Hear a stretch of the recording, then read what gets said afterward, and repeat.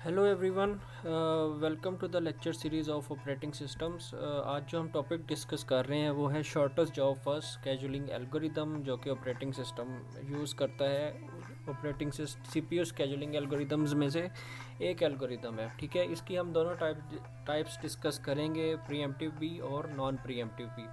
जो बुक हम majorly follow कर रहे हैं इस पूरी वीडियो लेक्चर सीरीज़ के लिए, ऑपरेटिंग सिस्टम के लिए, वो है ये वाली बुक। और लेकिन आज का जो कुछ एग्जांपल्स हैं वो मैंने यहाँ से भी कॉपी की हुई हैं।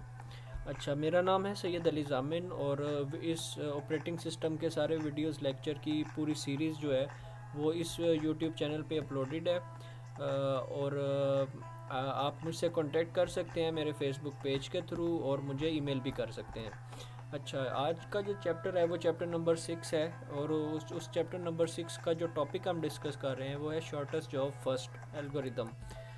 शॉर्टेस्ट जॉब फर्स्ट एल्गोरिदम का बेसिकली क्रक्स आपको बता देता हूँ। वो ये होता है कि एक सीपीयू के पास अगर 3 प्रोसेस आए हैं, एक सीपीयू के पास अगर 3 प्रोसेसेस आते हैं, तो सीपीयू देखता है कि यार किसका काम जल्दी होने वाला है, किसकी जॉब थोड़ी सी है, पहले मैं उसका काम कर देता हूँ, और जिसके काम ज़्यादा हैं, जिसका एग्जीक्यूशन टाइम ज़्यादा है, जिसका बर्स्ट टाइम ज़्यादा है, उसको मैं बाद में एग्जीक्यूट करूँगा। तो ये ओवरऑल क्रक्स है इस पूरे एल्गोरिदम का।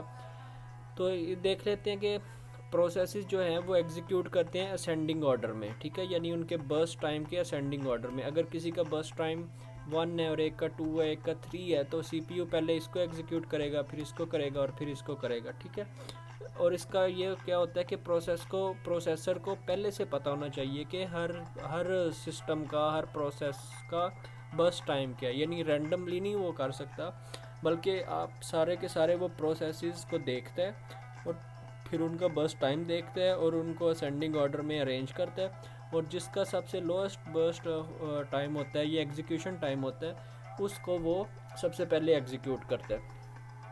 ठीक है, इनकी दो टाइप्स होती हैं, प्रीएम्प्टिव भी और नॉन प्रीएम्प्टिव भी। ये दोनों हम डिटेल में अभी डिस्कस करेंगे।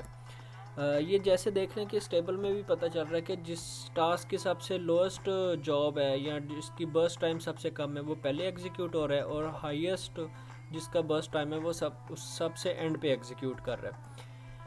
एग्जाम्पल देख लेते हैं हम। एक प्रोसेस है जो सारों का अराइवल टाइम 0 है, यानी इकट्ठे वो आए। अब प्रोसेसर ने देखना है कि यार किसका बर्स्ट टाइम कम है, मैं पहले उसको एग्जीक्यूट करूँगा। तो उसने देखा P1 का बर्स्ट टाइम 1 है, उसने P1 को पहले एग्जीक्यूट कर दिया, फिर P2 को एग्जीक्यूट किया, P3 को, P4 को, on the basis of their burst time, right. तो अब हम देखते हैं कि आए तो सारे एक ही सेम टाइम पे थे, 0 सेकंड पे, तो उन्हें वेट कितना करना पड़ा। प्रोसेस 1 तो 1 0 सेकंड पे आया और उसने कोई वेट नहीं किया। ठीक है, वो फ़ौरन ही एग्जीक्यूट हो गया। प्रोसेस 2 जो है उसको वेट करना पड़ा 1 सेकंड के लिए। ठीक है, 1 सेकंड के लिए इसने वेट किया, 3 सेकंड के लिए P3 ने वेट किया, 7 सेकंड के लिए P4 ने वेट किया अपनी एग्जीक्यूशन का। तो अगर हम उन दोनों सब का एवरेज निकाल लें तो वो होगा 1 + 7 प्लस, ये लिखना नहीं गया यहाँ, यानी इन सब को आप ऐड करें ना, तो ये बनता है 7 + 3 11। 11 को किससे डिवाइड करेंगे एवरेज करने के लिए? नंबर ऑफ़ प्रोसेसेस से। नंबर ऑफ़ प्रोसेसेस 4 है, तो ये जो भी आंसर आता है ये इसका एवरेज वेटिंग टाइम होगा। ठीक है, इसके फीचर्स क्या होते हैं? Shortest job algorithm, shortest job first algorithm जो होता है वो बेसिकली एक ग्रीडी एल्गोरिदम होता है। ठीक है, और ये कोशिश करता है कि it has minimum average waiting time.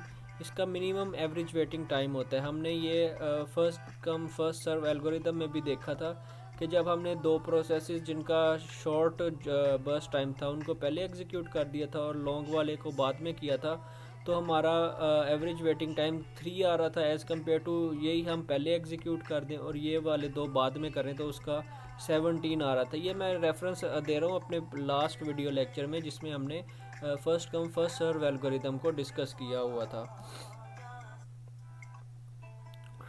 तो डिफ़िकल्टी ये होती है शॉर्टेस्ट जॉब की कि हमें सबसे पहले स्टार्ट में ही पता होना चाहिए कि प्रोसेसेस का बस टाइम क्या है, और हमें ये भी पता होना चाहिए कि जो प्रोसेसेस रिक्वेस्ट कर रहा है उसकी लेंथ क्या होगी, वो कब कौन से प्रोसेसेस जो हैं वो हमें सीपीयू को रिक्वेस्ट करेंगे। ठीक है, तो ये थोड़े से इसके इश्यूज होते हैं, फर्दर भी इसको ये आप पढ़ लें, ये डिस्कस किया हुआ है।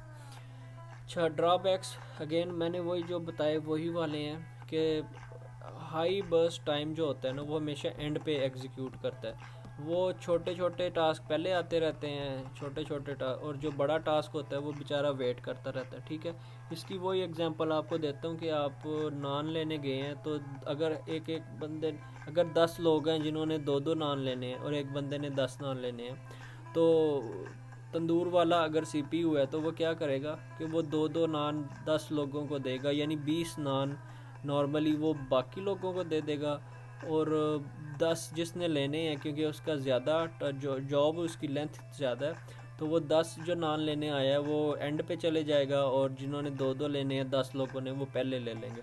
तो ये इसका थोड़ा नुकसान होता है। तो इसको प्रिवेंट करने के लिए ये स्टारवेशन को एजिंग एक टेक्निक है वो यूज़ की जाती है। ठीक है, एजिंग टेक्निक को हम आगे देखते हैं। अभी एजिंग क्या होती है? एजिंग ये होती है कि इसको स्टारवेशन को रिड्यूस करने के लिए एक टेक्निक यूज़ की जाती है जिसको एजिंग कहते हैं। इसमें यह होता है कि एक प्रोसेस की जितना वो वेट उसका ज़्यादा होता जाता है ना एक प्रोसेस का, उसी लिहाज से उसकी प्रायोरिटी भी इंक्रीज़ कर दी जाती है। ठीक है, प्रोसेस रेडी क्यू में पड़ा होता है, ग्रेजुअली उसकी प्रायोरिटी जो है इंक्रीज़ कर दी जाती है जैसे ही उसका वेटिंग टाइम इंक्रीज़ होता रहता है। ठीक है, यानी जो 10 नान लेने आया था और जो 2-2 नान लेने आए थे, एक बंदे ने 10 नान, एक बंदे ने 2-3 लोगों ने 2-2 नान ले लिए ना, तो हमने देखा कि यार उसका जो लास्ट वाला है उसका तो वेटिंग टाइम काफ़ी ज़्यादा होता जा रहा है। उसने पहले 2 सेकंड वेट किया, फिर 2 किया, फिर 2 किया, 6 सेकंड उसने वेट कर लिया, लेने उसने 10 नान है और बाकी लोगों ने 20 नान लेने हैं।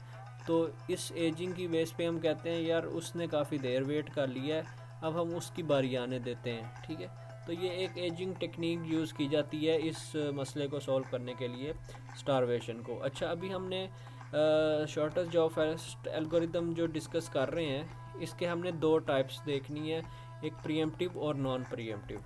तो अभी हम देख रहे हैं कि प्रीएम्प्टिव एल्गोरिदम क्या होता है। प्रीएम्प्टिव जैसे आपको पता है, हमने लेक्चर 6.1 में डिस्कस किया हुआ है प्रीएम्पशन और नॉन प्रीएम्पशन। तो प्रीएम्प्टिव ये होता है कि यानी एक प्रोसेस जो है वो दूसरे को प्रीएम्प्ट कर सकता है।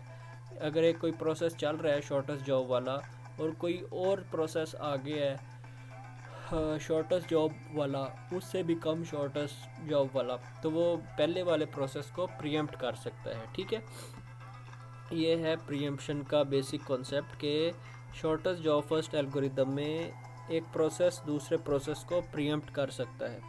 डिटेल्स ये आप पढ़ लें स्लाइड को पॉज करके।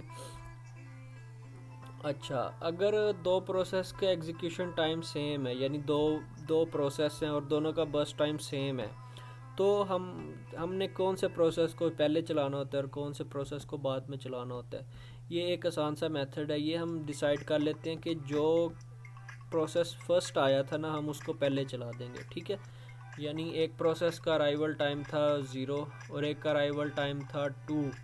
ठीक है, इन दोनों का जो बर्स्ट टाइम था वो था 2-2, और इससे पहले एक प्रोसेस 0 पे आया था लेकिन उसका बर्स्ट टाइम था 1। तो पहले हमने प्रोसेस 1 को चलाया जिसका बर्स्ट टाइम 1 था। फिर यहाँ आके हमने डिसाइड करना है कि यार 2 प्रोसेस है हमारे पास, दोनों का बर्स्ट टाइम तो 2-2 है, अब इन दोनों में से किसको चलाएं। तो हम कहेंगे कि यार ये वाला क्योंकि पहले आया था, इस वाले को पहले चला देते हैं और इस वाले को बाद में चला देते हैं। ठीक है, तो ये इसका मतलब है। अच्छा, ये अगेन एक और एग्जांपल है shortest job first algorithm pre-emptive की। इसमें देखें कि हमारे पास है एक प्रोसेस 1 जो अराइवल टाइम था 0 पे, उसका बस टाइम था 6, तो हमने वो चला दिया क्योंकि सबसे पहले तो ये वाला आया था, इससे पहले कोई भी नहीं आया हुआ, अराइवल टाइम 0 है ना, बाकी तो सारे बाद में आ रहे हैं, 1 मिनट बाद आ रहा है, 2 मिनट बाद, 3 मिनट बाद, तो हमने पहले इसको चला दिया। जैसे ही हमने इसको चलाया तो क्या हुआ कि हमने जैसे ही इसको चलाया तो जैसे ही 1 मिनट होता है प्रोसेस 2 आ जाता है। फिर हम दोबारा कंपेयर करते हैं कि यार शॉर्टेस्ट जॉब किसकी है, प्रोसेस 1 की कितनी जॉब रह गई है।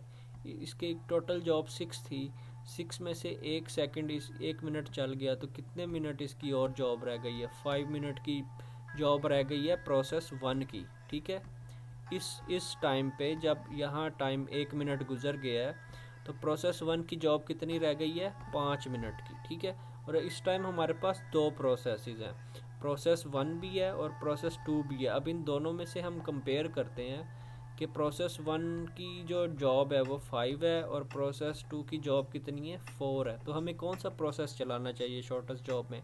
अब प्रीएम्पशन हो रही है। देखें अब प्रीएम्पशन क्या हो रही है कि प्रोसेस 2 जो है वो प्रीएम्प्ट करने लगा है प्रोसेस 1 को। ये देखिए प्रोसेस 2 चलना शुरू हो गया है, प्रोसेस 1 रुक गया।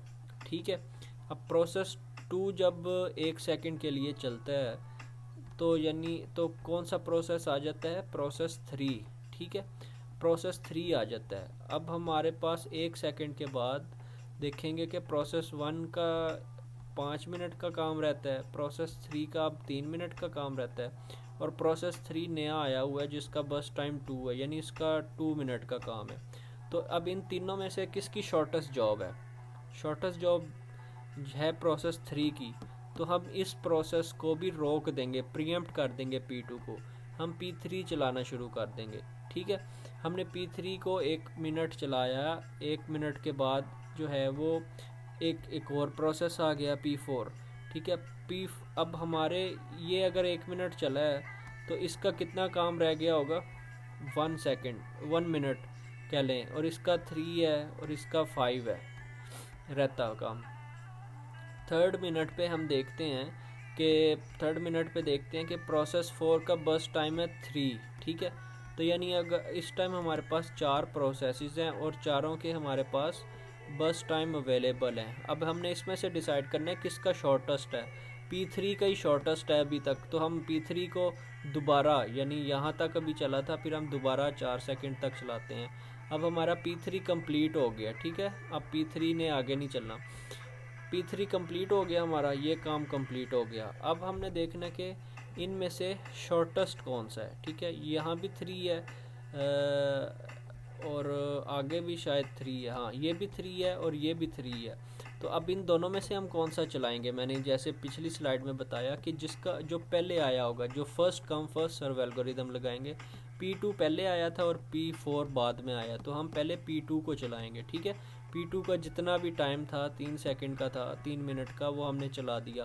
अब हमने ये भी काम कंप्लीट हो गया, यानी P2 भी कंप्लीट हो गया। अब हमारे पास काम रह गए हैं P1 के और P3 के, P4 के और P1 के। तो क्योंकि P4 का जो जॉब है वो 3 मिनट की है, P1 की 5 मिनट्स की है, तो हम P4 पहले चला देंगे और इसको जब कंप्लीट हो जाएगा तो इसके बाद ये चलाएंगे। तो ये देखेंगे बार बार यहाँ जो था ना, हमने देखा कि यहाँ प्रीएम्पशन होती जा रही थी, तो इसको प्रीएम्पशन कहते हैं। ठीक है, ये सारी डिटेल इस जो मैंने अभी आपसे डिस्कस किया है वो सारी डिटेल्स इधर गिवन है। आप इसका वेटिंग टाइम भी कैलकुलेट कर सकते हैं कि प्रोसेस 1 जो था वो यहाँ आया तो उसको वेट नहीं करना पड़ा, लेकिन जब वो यहाँ प्रीएम्प्ट हुआ फर्स्ट मिनट पे तो यहाँ से लेके उसको कितना वेट करना पड़ा दोबारा चलने में? 10 मिनट पे। ठीक है, तो 10 माइनस 1 कितना होता है? 9, यानी उसको 9 मिली सेकेंड वेट करना पड़ा। इसी तरह आप सबके वेटिंग टाइम कैलकुलेट कर सकते हैं और उसका एवरेज भी निकाल सकते हैं। ठीक है जी, हमने इस वीडियो लेक्चर में देखा कि शॉर्टेस्ट जॉब फर्स्ट एल्गोरिदम क्या होता है और उसका दोनों मेथड भी देख लिए कि first come first serve preemptive कैसा होता है और नॉन प्रीएम्प्टिव कैसा होता है। चलें जी, मिलते हैं फिर हम अगले लेक्चर में। तब तक के लिए आप अपना ख्याल रखिएगा। अल्लाह हाफ़िज़।